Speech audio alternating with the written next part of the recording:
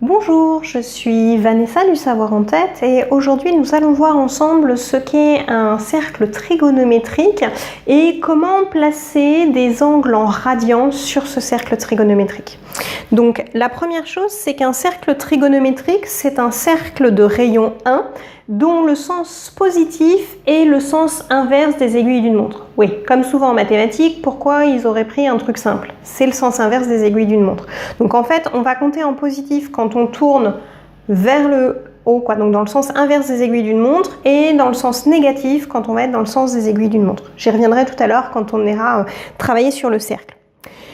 J'ai parlé de placer des angles en radians. Depuis que vous êtes en primaire, vous avez appris à mesurer et à tracer des angles en degrés.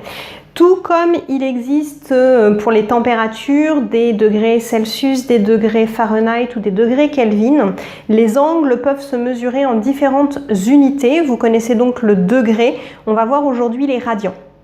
Alors, on va voir à quoi correspond un radian. Donc, la première chose à faire, c'est de se souvenir comment on calcule le périmètre d'un cercle. Donc, la formule du périmètre d'un cercle, c'est 2 fois pi fois r. Si, comme on l'a dit, le cercle trigonométrique a un rayon de 1, ça nous donne que le périmètre du cercle est égal à 2pi. Donc, c'est-à-dire qu'un cercle complet fait 2pi radians. Parce qu'en fait, les radians ne vont pas mesurer l'ouverture d'un angle, mais va mesurer la longueur de l'arc de cercle qui est intercepté par l'angle en degrés en fait. Donc les angles en radians en fait correspondent à des longueurs. Donc ça c'est juste pour que vous ayez une idée de ce qui se passe sur le cercle et de d'où sort cette nouvelle unité qui est le radian. Donc comme je l'ai dit, un cercle complet ça va être 2pi. Donc on va considérer que notre point de départ est toujours ici. Alors ce que je vous ai dessiné, c'est ni une cible, ni un cercle avec une croix, c'est en fait mon cercle trigonométrique dans lequel je suis venue placer un repère orthonormé. Il est orthonormé puisque comme le rayon est 1, j'ai la même unité sur chaque axe. Et on va considérer que le point de départ du cercle est en fait l'unité des abscisses de ce repère, donc qui est en fait l'intersection entre l'axe des abscisses et mon cercle. Et ici, je vais donc considérer que j'ai 0 radian. Comme j'ai dit qu'un cercle complet dans le sens inverse des aiguilles d'une montre était 2pi, je vais aussi, quand je suis à ce point-là, être à 2pi radians. Donc déjà, on voit ici que j'ai deux valeurs différentes pour un même point. Et en fait, je vais pouvoir en avoir, je dirais presque une infinité, puisque chaque tour va faire 2pi.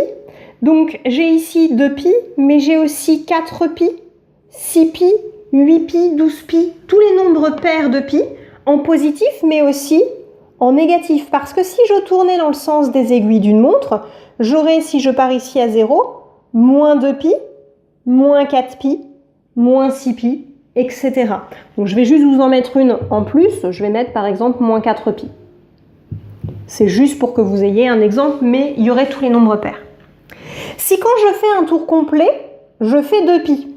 Quand je fais la moitié du cercle, en fait, j'ai fait pi radian. Même chose, j'aurais pu faire ce demi-cercle en passant dans le sens des aiguilles d'une montre, et dans ces cas-là, j'ai également moins pi.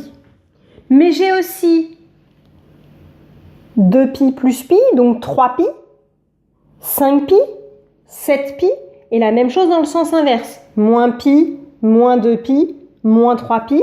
Donc, en fait, à droite de mon cercle, j'ai tous les nombres pairs de pi radians, et à gauche, j'ai tous les nombres impairs de pi radians.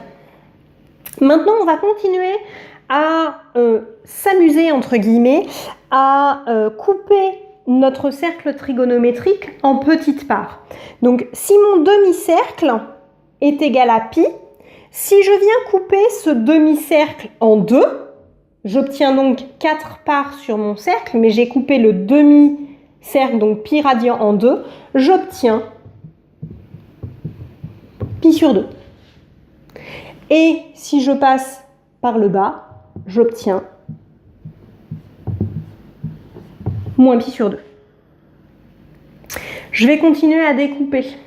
Si mon demi-cercle, mon pi, je l'avais coupé non pas en 2, mais en 4 parts. Je vais avoir une part ici, 2, 3 et 4.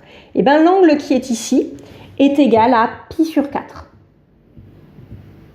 Parce que en fait, j'ai coupé pi en 4 parts égales, pi sur 4.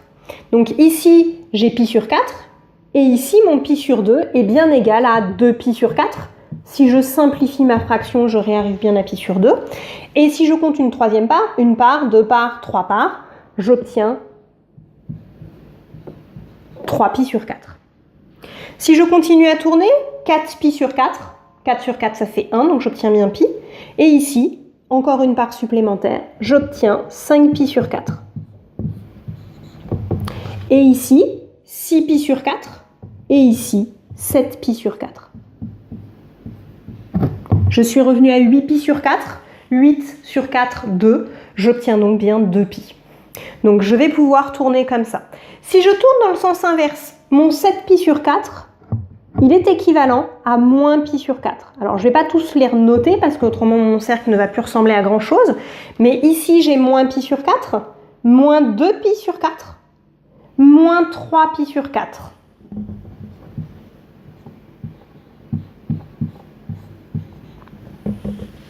Et ainsi de suite, je peux continuer à tourner, soit dans le sens direct, qui est donc le sens positif trigonométrique, ou dans le sens indirect, en tournant dans le sens des aiguilles d'une montre. Ça, c'était pour les pi sur 4. Vous avez deux autres, on va dire, fractions à connaître avec les radians. C'est les pi sur 3, donc c'est-à-dire que je vais couper mon demi-cercle en 3 parts. Ça fait comme si je voulais couper ma pizza ou ma tarte là en 6 parts au total. Donc je vais être comme ça. Donc mon pi sur 3, il est ici. Parce que j'ai une part là et mon 2 pi sur 3, hop, je reporte ma part. J'ai ici 2 pi sur 3. Même chose que pour les pi sur 4, je pourrais continuer.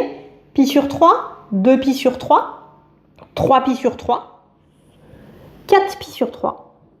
Oula. Et 5 pi sur 3 ici. Ok?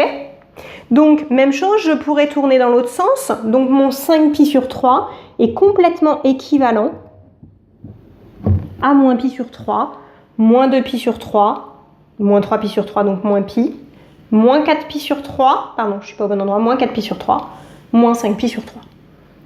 Les derniers angles que vous avez à connaître, c'est les pi sur 6. Donc ça fait comme si je venais couper toute ma tarte, ma pizza, en 12 parts. Donc en fait, ça veut dire que je coupe toute la partie du haut en 6. Donc mon pi sur 6, il est là. 2 pi sur 6 correspond à pi sur 3. 3 pi sur 6 correspond à pi sur 2.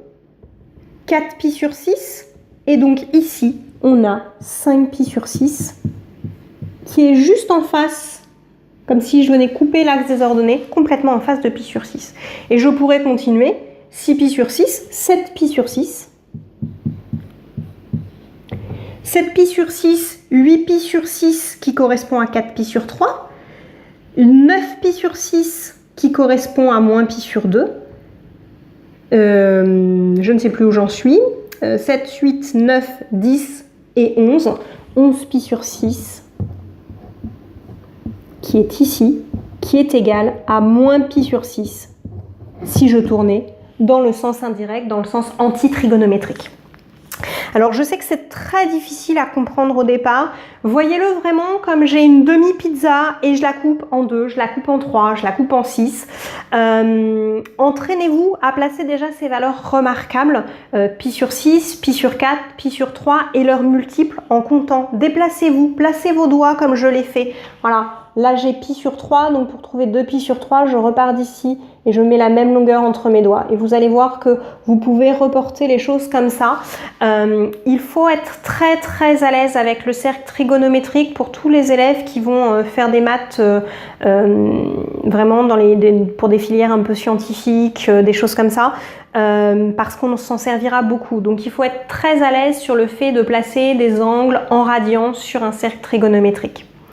Si en plus de ces cours de maths, vous souhaitez des astuces, des conseils pour apprendre plus facilement et retenir plus longtemps vos cours, mais aussi pour diminuer votre stress pendant les contrôles, les examens, des conseils sur votre orientation aussi, je vous invite à aller voir sur le site www.lesavoirentête.fr. Bonne journée!